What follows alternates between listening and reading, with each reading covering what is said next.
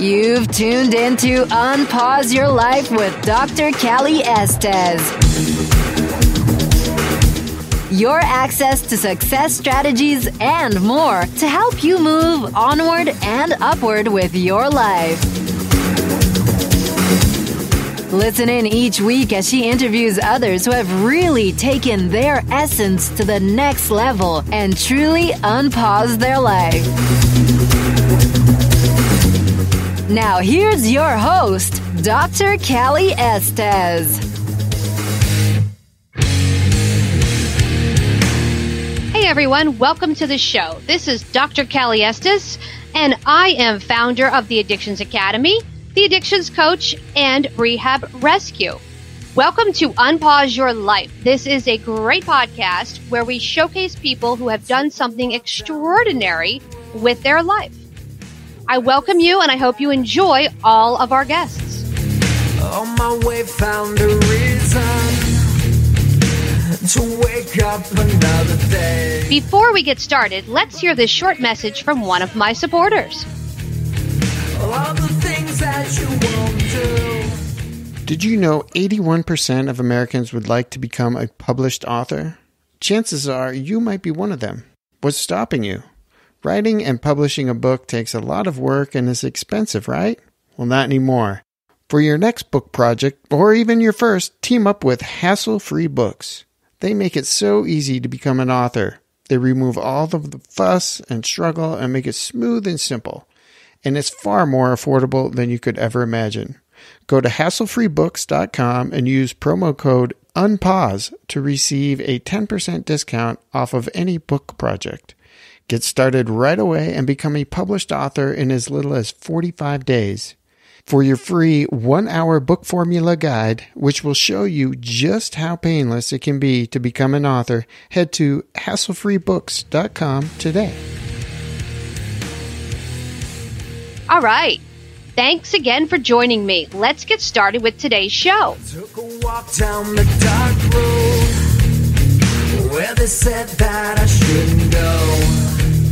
I knew the dangers of life. This is Unpause Your Life with Dr. Callie Estes of the Addictions Coach and the Addictions Academy. My next guest is Dr. Venus Nicolino, otherwise known as Dr. V.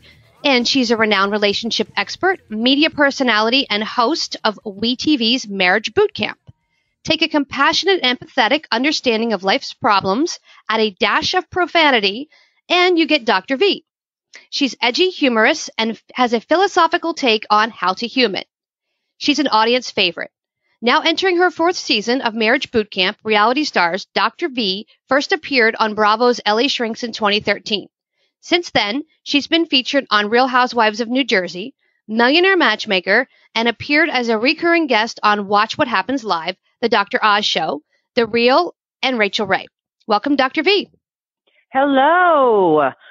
Thanks for having me on. So before I begin, I just want to ask you, what are the rules of the show? There are no fucking rules curse? on my podcast. Okay, fuck yeah, man. Let me tell you, because I can't. Let me tell you, I probably do a radio or a podcast interview per week, and I'll never forget.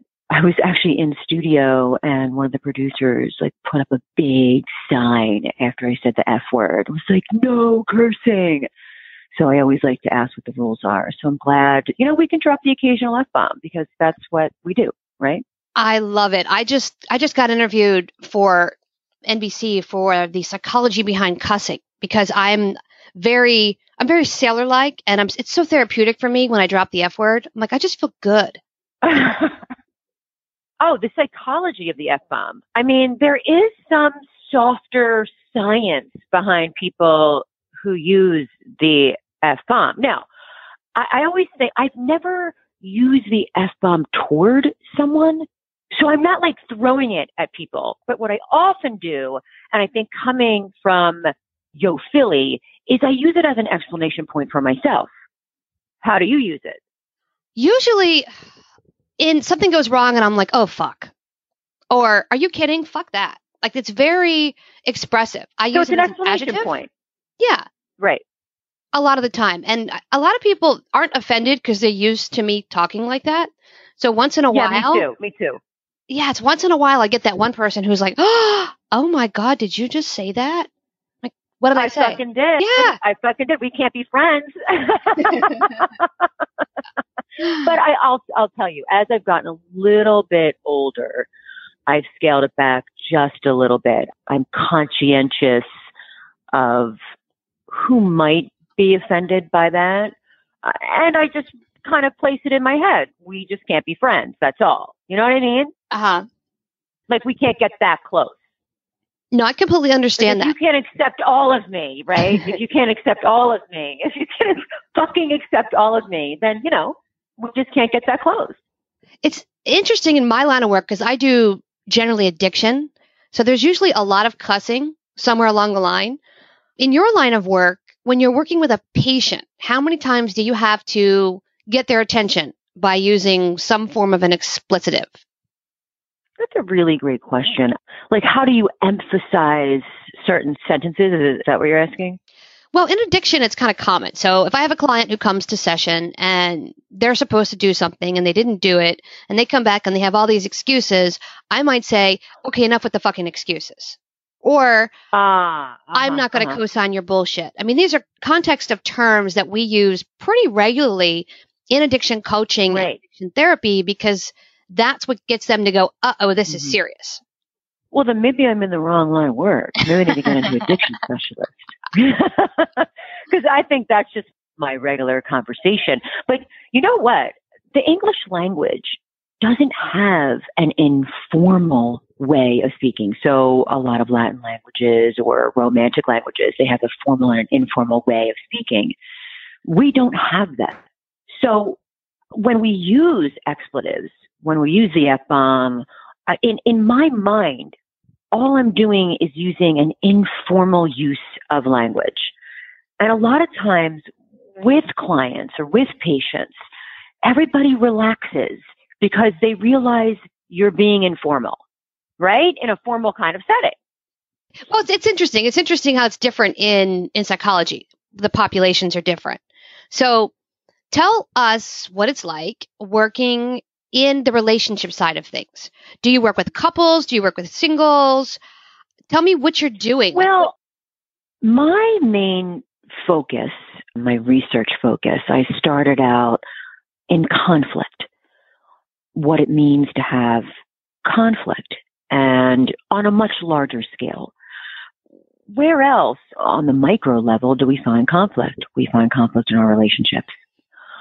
So that is how I started out in the relationship field, applying research skills that I learned and that information that I love and applying it to relationships. What I often find in the relationship space is that people are bringing conflict. They're bringing conflict to the relationship or they're bringing conflict within themselves.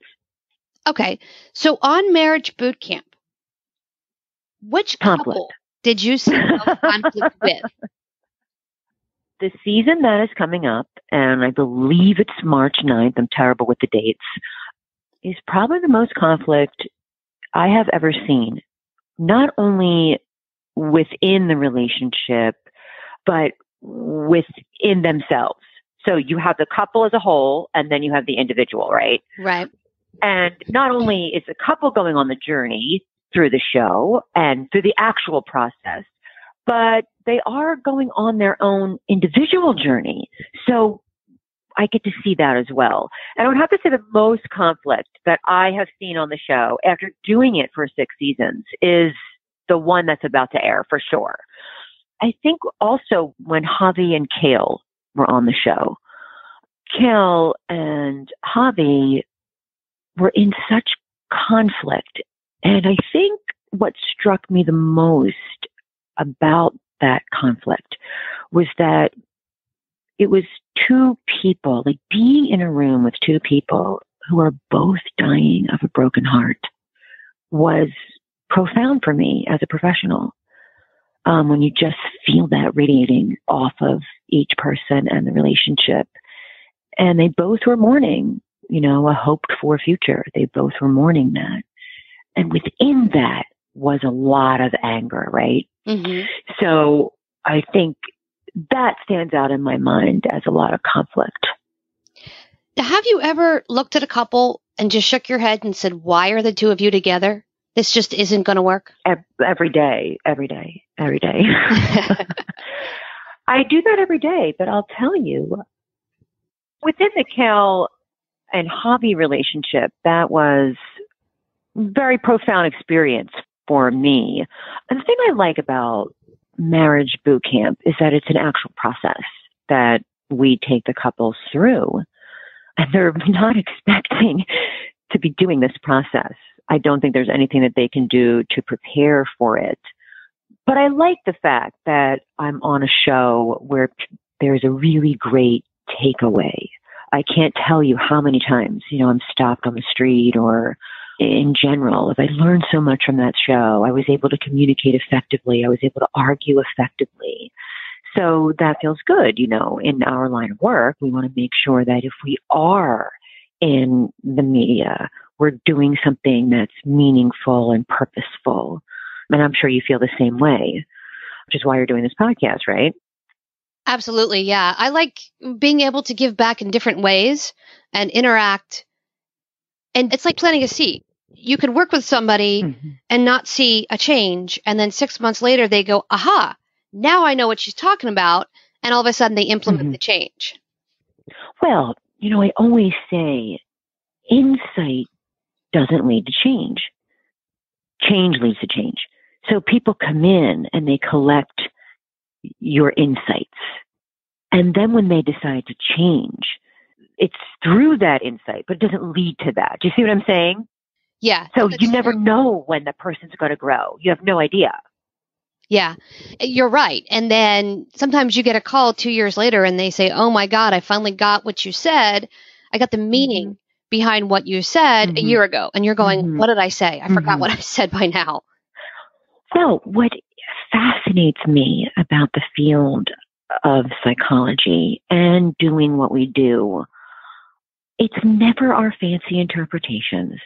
It's never our incredible, lofty insights that we think we have.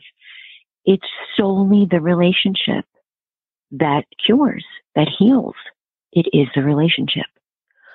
It's how we helped them feel in those moments. And maybe it wasn't always easy and it was a struggle, or even perhaps a relationship can be at times very combative. It's the relationship. So as I've gotten more comfortable in my chair after 25 years of doing this work, I realize that more and more and more, that it's about the relationship. I don't know about you. I mean, I'm sure you probably feel the same way, that it is the relationship.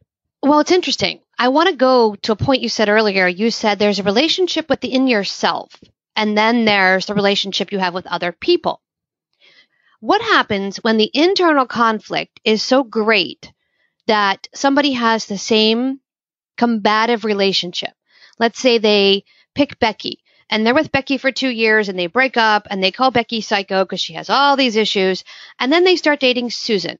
And Susan seems to have the same issues Becky does. And they date the same person with a different name, never realize, hey, maybe I'm the problem. It's romantic dysfunction at its finest. It's the same situation with a different person. And the through line in all of that is that person who's continually picking the Beckys of the world. Like there's one through line, and that is that person who's continually picking wrong people. And I don't know if your background is more of a psychoanalytic background, repeating patterns and that kind of thing. I think as the year 2018, we've kind of moved a little bit away from that. I mean, it's really about just pointing out the pattern that you're consistently picking the wrong person. And I'm sure a lot of our listeners can relate. Like, does it feel like you're always trusting or loving the wrong person? I always believe that there's an ignoring of your instincts. And a lot of things can throw off human instinct. And mainly what I have found is trauma. Trauma throws off our instincts. So if you've been traumatized in the past, your instincts get thrown off. You bring that with you. So it's not just repeating the same relationship, but the relationship with yourself is about ignoring your instincts, because I believe there was a point when there were red flags. I always say to people, don't go around collecting red flags. Don't ignore the first one. It's there.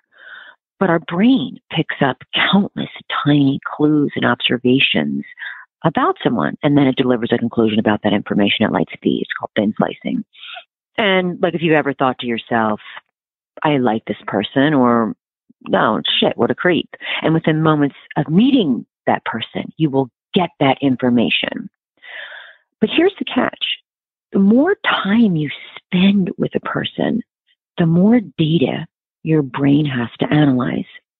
And if you don't like what you're starting to pick up on, you may start to talk yourself out of what you already know to be true. And that is ignoring your instincts. So I always tell people, trust your instincts. They're real. They're there. First impressions are important, but so are all the other ones. So the person who finds themselves in the relationship with the wrong person time after time after time again, okay, you're the through line in that. You are the constant. What is it about you that is choosing the wrong person? And I bet you somewhere along the line, it's ignoring your instincts. You know that person. There was a red flag that you ignored. That's so interesting, because I sat down one day and I took this course in my PhD program where you had to analyze yourself. Thought this will be fun. So they asked us. Really? Yeah. That would not be fun. I would be like, no. It was eye-opening. I love it. So the professor. What did you find out? Well, this is what he said. List all of the boyfriends you've had or girlfriends you've had, or mix of both or whatever. So I did that. And then you had to list what they look like, what their traits were, what their job was, et cetera, et cetera. And then you had to find the one commonality, because he said every single one of these people will have one common thing. Because they could be blonde, they could be brunette, they could be short, they could be fat, they could be an engineer or a housekeeper. Didn't matter. And I went through and I went, holy shit. Every one of them was a cocaine addict. And I just sat there and I'm like, I got a thing for the bad boys. Like, beyond that, like the addicted bad boys. So it was so interesting for me. And now when I have clients, I make them do that exercise for insight on what they do and their patterns of behavior and why you like that individual. Mm-hmm. So what happened when you found out that the commonality, which is screaming you in the face, is that they're all cocaine addicts? Like, what did you change? Was it an aha moment? What did you do with that information? Did you stay away from cocaine addicts? Were you more aware? I was already married. He's a cocaine addict. So I said to myself, what within me is the problem? What am I fulfilling with these guys?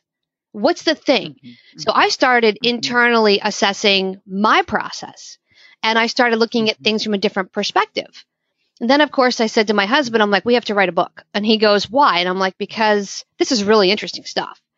And we have a book coming out. So it took me. Oh, congratulations.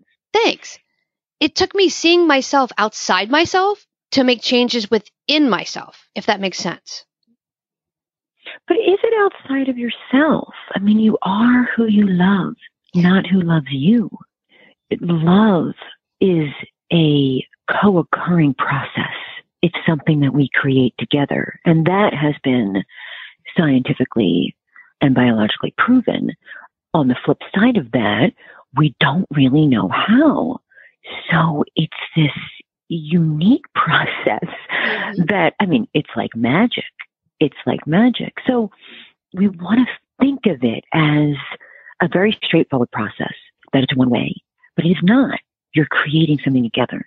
And what I love is that what you did was created something with your husband together. You created a book because you intuitively knew that. You already know that. You see what I'm saying? Like, you almost already know that how you feel about him isn't just how you feel.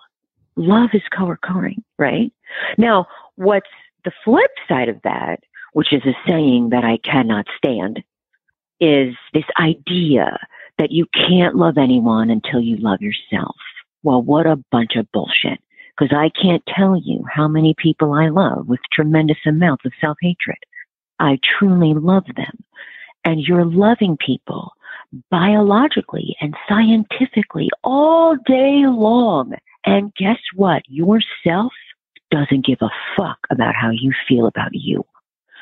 Because love is co-occurring. We create it together. So we have this idea of like, oh, you can't love anyone until you love yourself. And it's almost like we're branding this nonsense. Love yourself, love yourself. It's in every song. It's all over. It's on signs. It's on billboards, on Sunset. Love yourself. But for fuck's sake, no one tells you how. Because it's scientifically and biologically impossible to love yourself the way you would love someone else. And what fascinates me is that we're such a society that is fixated on the emergencies, right?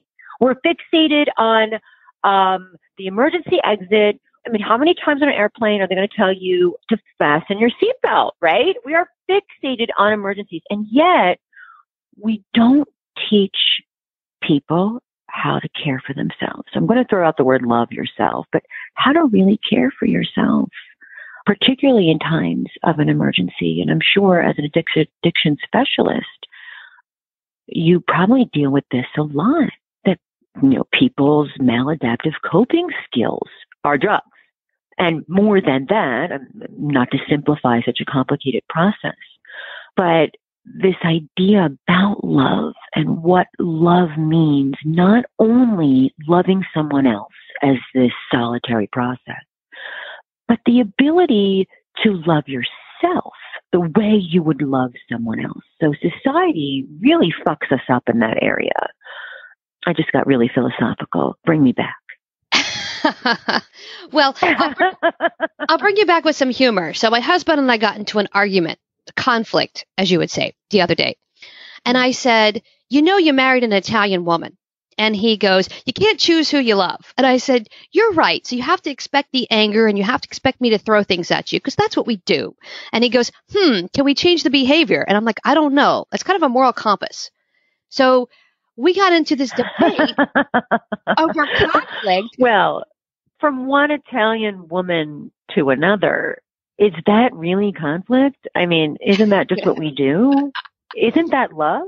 That's what I said. I thought that was love. I tried that. I'm like, but I love you. He goes, I love you too, but I hate you. I'm like, well, yeah, I know. I said, Italian women will shoot you and bring you ravioli in the hospital. I mean, that's just who we are. Oh, absolutely. Absolutely. I mean, what nationality is your husband? Oh God, Irish, and I think he's Irish German. His family's from Kentucky and Tennessee, but he was raised in Florida, so he's very Southern. Okay, so he's secretly sexually aroused by your passion. I'm just going to take a guess. He'll never admit it, but you start throwing shit and he gets a boner. I mean, come on. You're just lovable that way. I find that mixture of couple where you bring the fire and you bring the passion and the other side is more of a calm, more of a calming force or doesn't really know what to do with that. It's an exciting union, right? Mm-hmm. It's never dull. It's never dull. It is never dull. You are right. And he giggles when I get mad, which makes me even madder. I'm like, stop giggling. He's like, you're so cute when you're mad. And I'm 5'2". So I put his hand on my head. I'm telling you. This is not cute. He's like, you're adorable. See, I was right. He's like right. Sexually turned on. Uh-huh. And then it makes me madder. And I'm like, stop it. You're not taking me seriously. And he's like, how do I take you seriously? You're adorable when you're angry. And I'm like, oh, please. Aw, that's sweet. Do you use it as a time to come together? Do you have a lot of makeup sex? Of course. Sometimes I think he pisses me off just to have sex because it's like he'll do something. I'm like, why did you do that? And I'll start to get angry and he'll start giggling. And I'm like, all right, that's it. I'm not going to reward your behavior. And then he'll say, come on. So that's an incredible piece of information for you, that he fetishizes conflict. Mm-hmm. And I think that's important. I'm fascinated by people who are turned on by conflict. Well, I mean, I don't mean to be analyzing your husband without his permission. Oh, he doesn't care. I analyze him all day long. It's so interesting because I do this for a living that sometimes I don't even realize what's happening in my, immediate surroundings. And it's like someone will say something and I'll say, yeah, that's what's going on. Like, how did you not see that? Well, I wasn't, I'm in it, so I don't see it all the time. Does that ever happen to you? Well, I think it's the nature. You know what? I have a feeling I'm a lot older than you. Probably I'll be not. 46. I'll be 46 in March. I'll be 44 in July. So happy birthday. Oh, okay. So happy birthday to you. So we're in the same generation. For some reason, I thought I was much older than you, but I've been feeling old lately, so that's why. As I've gotten older, I feel like I'm able to get more of a bird's eye view of myself in situations. I'm able to extend that observing ego longer than I could as a younger person. And that if I remain calm and I'm not my Italian nonna, I'm not throwing the pots and I'm not yelling. Like if I'm able to remain calm, and by the way, I've gotten much better with that through meditation, I'm able to really hover above the situation for much longer in ways that I wasn't able to. But that being said, with you and your husband, a lot of times, again, it's the fire, it's the passion that makes the marriage work. It makes it flow. How long have you been married? I've been with my husband for 20 years. How long have you been married? We've been married 8, together 10, and we both say the same thing. No one else would put up with us. So you recognize your own kind, right? We do. We do. And it's such a unique, and I didn't know this would be about me, but it's such a unique experience. We're complete opposite. We are complete opposite, yet somehow it works. I hear that a lot, that people are exact opposite. And I wonder what I see in these relationships where they're polar opposites of one another is that the capacity to love is very similar. That your capacity to love each other is as wide as the Pacific Ocean. You could have all the similarities in the world, but if your capacity to love is as big as the Atlantic or the Pacific, and his capacity to love is a shot glass, no matter how much you have in common, that relationship's going to fail. So what I find in relationships is the ones that work is that the couple is able to swim in the same depth of their emotional ocean together. Oh, that's very interesting. And that explains a lot. So, yeah, with you and your husband, I bet your capacity to love one another while you're polar opposites is very, very, very similar. And I'm sure, you probably had relationships in the past where your capacity to love was like an ocean and theirs was, you couldn't even fill up a shot glass with what their capacity to love. And that's when you see enormous amounts of turmoil and maybe even abuse. But what you're describing to me is this polar opposite, and yet at the same time, there's this fundamental sameness that is probably the most important piece in a relationship. And you're very lucky. You're very lucky to have that. I think as Valentine's Day approaches, what I see more and more in my office is because of this false marker of time and this bullshit holiday, people feel overwhelmed that they don't have someone in their life. And they're struggling with that. Or they find themselves on these dating apps. Or more importantly, they don't really know how to date. They don't really know how to have a relationship. And I think one of the biggest things I have to say is stop texting. Just stop. Right? Mm-hmm. Having your relationships, big conversations through text is like trying to fly a helicopter to the moon. You just can't do it. It's not built for that kind of work. So much of what we're doing is over our phone. that I find myself.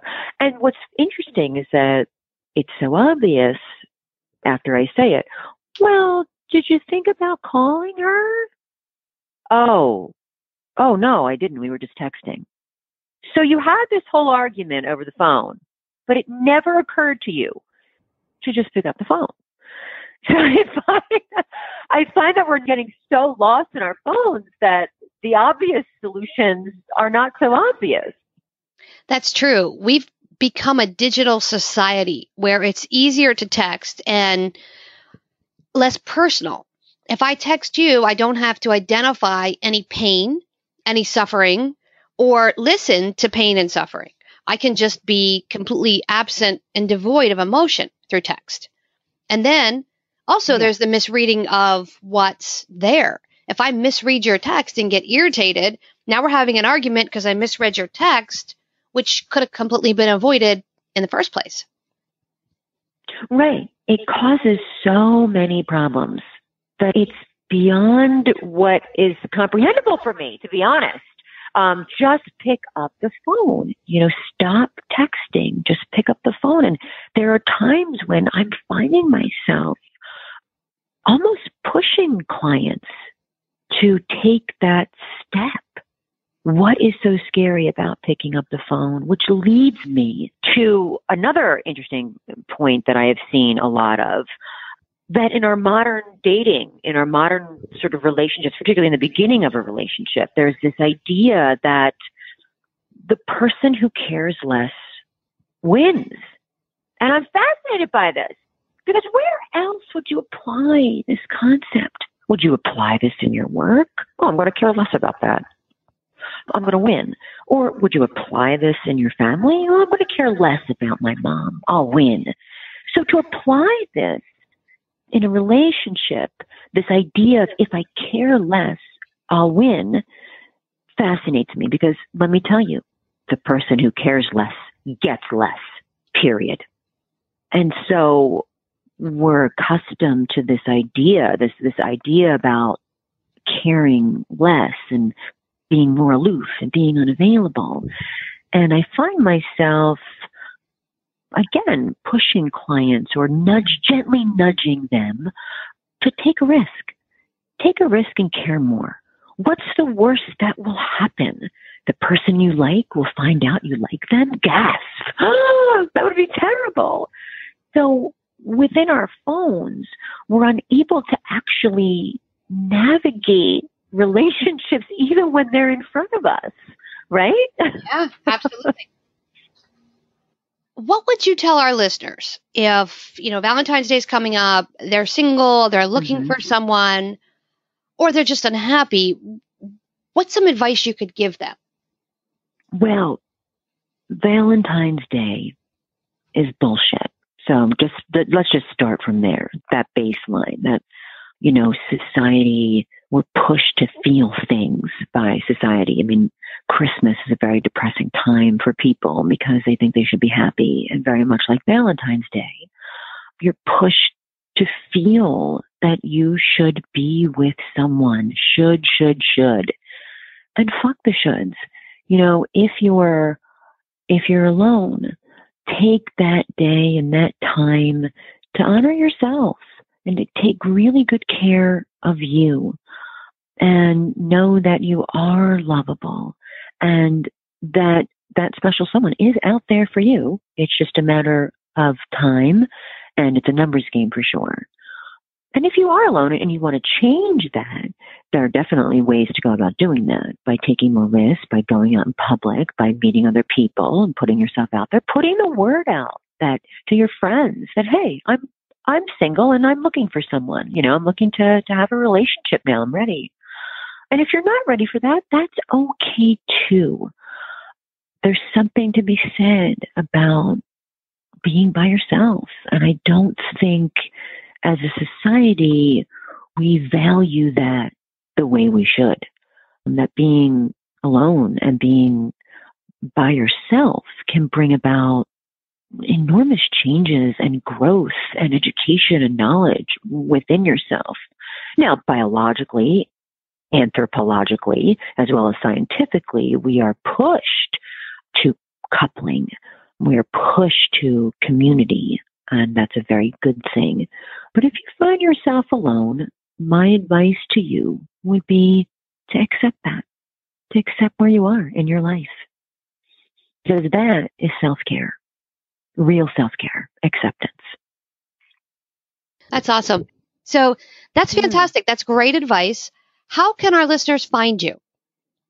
You know, this is always a really big brain teaser for me. I'm supposed to remember a whole bunch of stupid fucking letters and ads. So I'm going to do the best I can. All that's going to be up next to you on the podcast. So if you just have general direction, that's fine. I think I am Dr.V_tweet. So Dr. V tweet on Twitter. Now on Instagram, I think I am at Doctor spelled out _V_. I was on another radio station. She was like, "There's a lot of underscores." And I was like, "Yeah, I don't know how that happened." So I apologize to our listeners if you don't know where your underscore button is. I don't know where it is either. I did at that moment, but I don't know now. Awesome. Well, we will put all that up, and I want to thank you for coming on the show and enlightening us and having a good time. Well, thanks for having me. We had such a good time, and it was a lot of fun. And I wish you the best of luck. Say hello to your husband. Let him know we talked about him. We're fascinated by him. And I look forward to meeting you in person one day. So thank you so much. Awesome. Thank you so much. And this is Unpause Your Life with Dr. Callie Estes. Hey everyone, thanks again for listening. I really hope you enjoyed the show today. Head on over to iTunes and Apple Podcasts and leave a comment or review of what you think. Or contact us at 1-800-706-0318. If you want to be on our show, feel free to email or call. And if you have a topic, feel free to email or call as well. Thanks for listening to Unpause Your Life. For show notes and more, head on over to unpauseyourlife.com.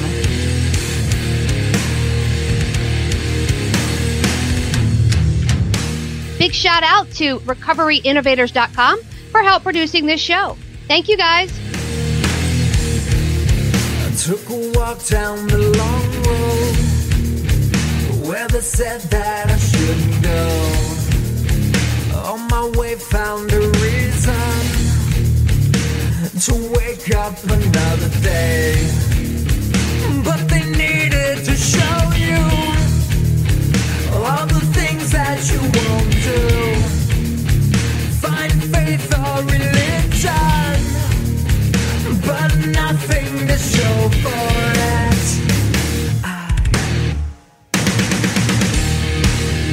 No need to escape in love with my pain.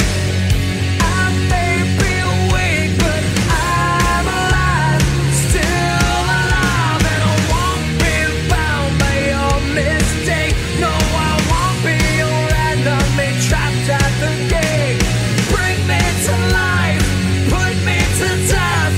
Just give me something that's just not so hard to believe. To believe. To believe.